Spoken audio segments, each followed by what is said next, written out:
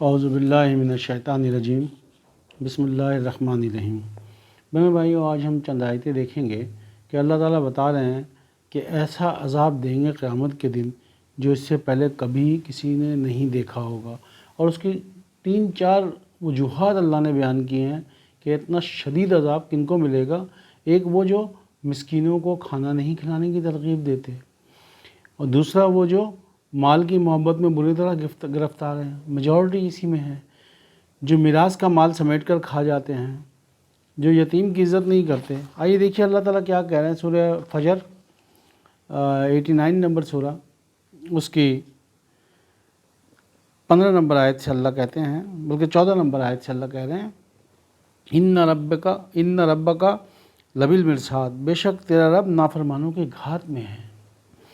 فَأَمَّا الْإِنسَانُ إِذَا مَا ابْتَلَاهُ رَبُّهُ فَأَكْرَمَهُ وَنَعَّمَهُ فَيَقُولُ رَبِّي أَكْرَمَنِ، پس جب انسان کو اس کا رب عزت اور نعمت سے نواز کر آزماتا ہے تو وہ کہتا ہے کہ میرے رب نے مجھے عزت عطا کی۔ ہر آدمی یہی کہتا ہے کہ اللہ نے عزت دی۔ اگلی آیت میں اللہ کہتے ہیں وَأَمَّا إِذَا مَا ابْتَلَاهُ فَقَدَرَهُ عَلَيْهِ رِزْقَهُ، اور جب وہ اس کا رزق میں تنگی کر کے اسے آزماتا ہے تو کہتا ہے فَيَقُولُ رَبِّي أَهَانَنِ، کہ میرے پروردگار نے مجھے ذلیل کیا، پریشان کر دیا۔ اگر اللہ وجہ بتا رہے ہیں کَلَّا بَل لَا تُکْرِمُونَ الْيَتِيمَ، ایسا ہرگز نہیں، بلکہ حقیقت تو یہ ہے کہ تم یتیم کی عزت نہیں کرتے تھے۔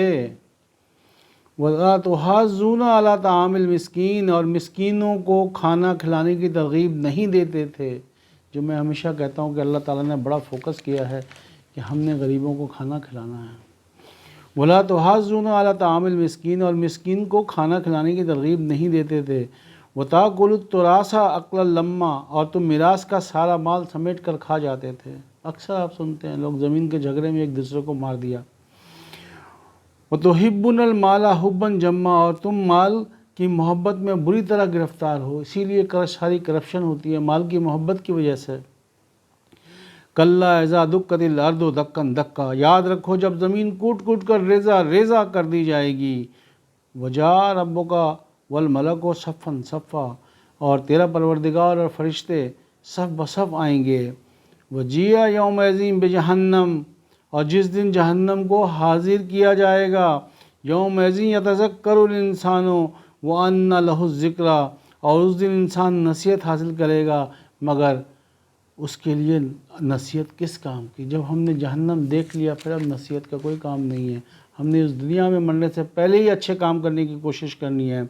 وَيَقُولُ يَا لَيْتَنِي قَدَّمْتُ لِحَيَاتِي، اور وہ کہے گا ہائے افسوس مجھ پر، کاش میں اپنی اس حقیقی زندگی کے لیے آگے کچھ بہتر ہوتا۔ تو بہنوں بھائیوں، ہم نے اگلی زندگی کے لیے کچھ نہ کچھ بھیجنا ہے، اور یہی 3-4 چیزیں جو اللہ بتا رہے ہیں اس کے اوپر اگر ہم فوکس کر لیں۔ فَيَوْمَئِذٍ لَا يُعَذِّبُ عَذَابَهُ أَحَدٌ، اس دن اس کا ایسا عذاب ہوگا جیسا کسی ایک کو بھی نہ دیا گیا ہوگا۔ اللہ اکبر، کتنا بڑا عذاب اللہ بتا رہے ہیں ان 3-4 غلطیوں کے عوض۔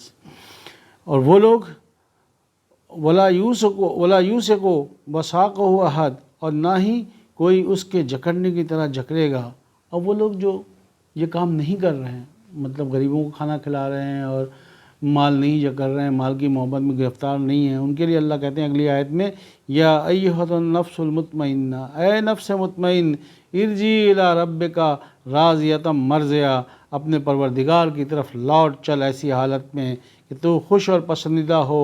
فادخلی فی عبادی، اور میرے بندوں میں داخل ہو جا۔ وادخلی جنت، اور میرے جنت میں داخل ہو جا۔